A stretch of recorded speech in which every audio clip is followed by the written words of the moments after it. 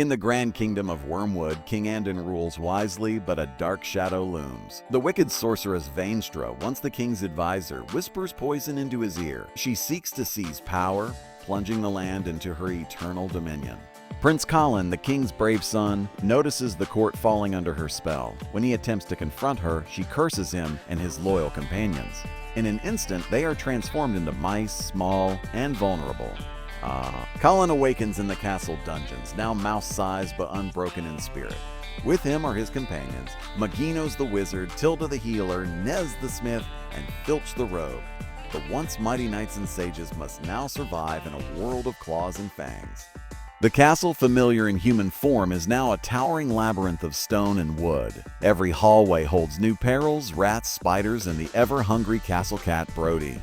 But Colin rallies them, vowing to free his father from Vainstra's grip. Their first challenge is escaping the dungeon itself. They scurry through cracks in the walls, dodging dripping water and rusty traps. Rats patrol the corridors, serving Vainstra with cruel loyalty. Maginos recalls that a secret passage leads to the upper halls, but the way is infested with cockroaches the size of wolves to their new eyes. The heroes fight with toothpicks, nails, and scraps of thread as their weapons. Tilda's healing magic proves vital, knitting wounds closed after each skirmish. Nez, with his smith's strength, wields a sharpened spoon like a battle axe. Filch, slippery as ever, steals bits of food and coins even now. Though mismatched, they work together, learning to fight as mice. Colin realizes leadership is more than command. It is trust in friends. At last, they find the hidden passage and push deeper into the castle. But Vainstra senses their survival through her dark magic. She orders her rat captains to scour the castle and crush the rebels. One captain, the cruel rat Volk, relishes the hunt. Meanwhile, Colin and his friends navigate the castle kitchens. There, they must evade Brodie, the enormous orange tabby cat. The chase becomes a terrifying gauntlet of claws and teeth. The group narrowly escapes Brodie by diving into a flour sack. Coughing and covered in white powder, they laugh despite their fear. It is the first time they feel hope since their transformation. Maginos reveals the truth. Vainstra's spell can be broken by an ancient charm. The charm lies in the royal chapel at the castle's highest tower. Their journey is clear but perilous. The heroes trek through the castle library, a forest of towering books. Spiders nest among the shelves, ambushing from silken webs. Colin's bravery inspires the others, driving them to victory despite exhaustion.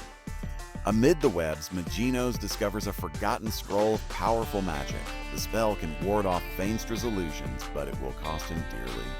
He pockets it, silently bearing the burden. As they climb higher, the rats close in, blocking their path. The companions are forced into the courtyard, where owls circle overhead. Each shadow threatens death, each rustle of wings a warning. Tilda prays, her faith guiding them through the storm of fear. Nez crafts a makeshift shield from a bottle cap, deflecting blows.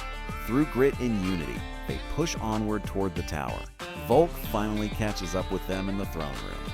The once grand hall is now a battlefield of gnashing teeth and squeaking steel. Colin duels Volk atop the throne itself, a mouse against a rat twice his size. The battle rages, but Colin's courage prevails. With a final thrust, he defeats Volk, though barely alive himself. The victory ignites the Micah's hope. They can win. But Vainstra is not idle. She weaves enchantments to twist the king further into madness. Through the castle, her dark energy warps rats and insects into monstrosities. Maginos warns that time is running out. The king will not survive long. The mice sneak through a ballroom now deserted and dust-choked.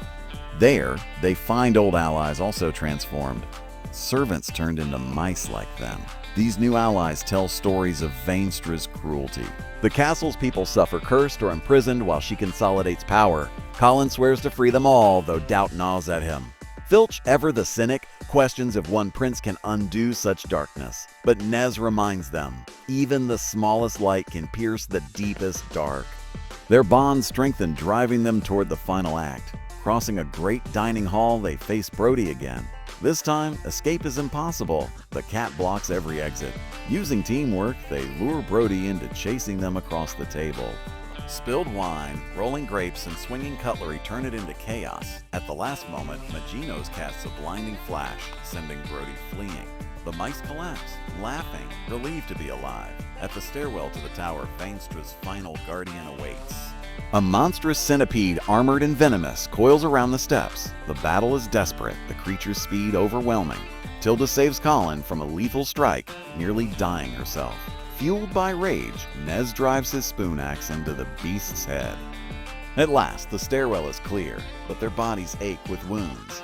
As they ascend, Maginos reveals the scroll's full truth. It requires a sacrifice, his life, for the spell to succeed. Colin begs him to reconsider, but the old wizard smiles. "My prince, even the smallest must give all for the kingdom." The group swears they will not let his sacrifice be in vain. They continue into the chapel, hearts heavy but resolute. The chapel is bathed in moonlight, its stained glass windows shattered. At the altar, Vainstra waits cloaked in shadows.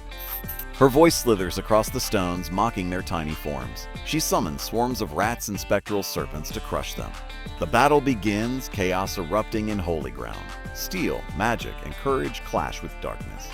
Vainstra proves nearly unstoppable, her spells warping reality. Illusions twist the chapel into nightmares, disorienting the mice, but Maginos steps forward, chanting the spell from the scroll. The magic cuts through Vainstra's illusions, burning her with light. But the cost strikes true. Maginos collapses, lifeless. The mice cry out in grief, but the fight must continue. Enraged, Colin leads the final charge. With Nez's strength, Tilda's healing, and Filch's cunning, they battle Vainstra. Tilda's prayers weaken her shadows, giving Colin the opening he needs. He strikes with all his might, piercing her heart with a nail sword. The sorceress screams as her dark power shatters. The curse begins to lift. Light floods the chapel, sweeping through the castle. The cursed are restored, including King Andon himself. Brodie the cat, now free from enchantment, purrs instead of hunting. Vainstra's power crumbles, her body dissolving into shadow. The people cheer as hope returns to Wormwood. But the mice weep for Maginos, their fallen friend. The king embraces his son, proud of Colin's courage. He honors the companions who stood by him in their darkest hour. The kingdom rebuilds stronger and wiser for the trials endured. Legends spread of the mice who saved them, whispered in every tavern. Filch slyly pockets a royal coin even in celebration. The tale of the mice and mystics becomes eternal. In the final scene, Colin stands at Maginos' grave beneath the castle oak. Tilda, Nez, and Filch join him, heads bowed in silence. Suddenly, a faint glow rises from the soil, a spark of magic. Perhaps Maginos' spirit lingers, watching over them still. Colin smiles, whispering, "We'll keep fighting, old friend." The camera pans upward, the castle shining under the morning sun.